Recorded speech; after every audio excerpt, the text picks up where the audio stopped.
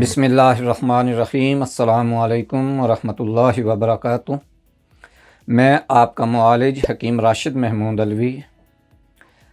آج کا جو میرا موضوع ہے وہ ہے قلت اللبن، یعنی دودھ کی کمی۔ یہ مرض بچہ کی ماں کے لیے انتہائی تکلیف اور صدمہ پہنچانے والا ہوتا ہے۔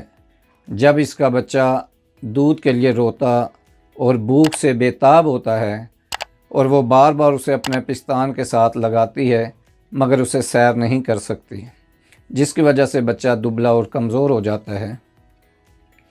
اس کے بدن کی پرورش پورے طور پر نہ ہو سکنے کی وجہ سے قوتیں ہمیشہ کے لیے کمزور ہو جاتی ہیں اور ایسا بچہ آئے دن طرح طرح کے امراض میں مبتلا رہتا ہے۔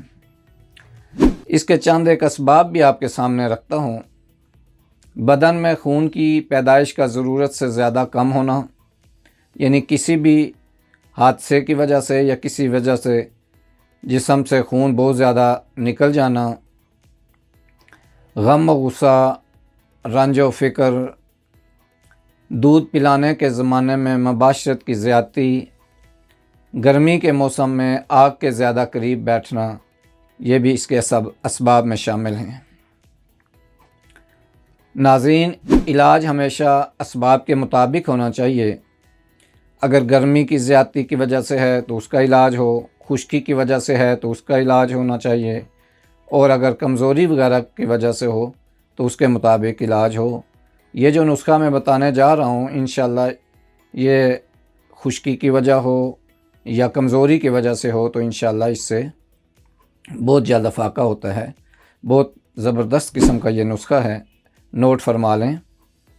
زیرہ سفید 50 گرام، موسلی سفید انڈیا 50 گرام، مغز پنبہ دانہ جس کو مغز بنولا بھی کہتے ہیں 50 گرام، ستاور 50 گرام، بدہاری قند 50 گرام اور مغز بادام 50 گرام۔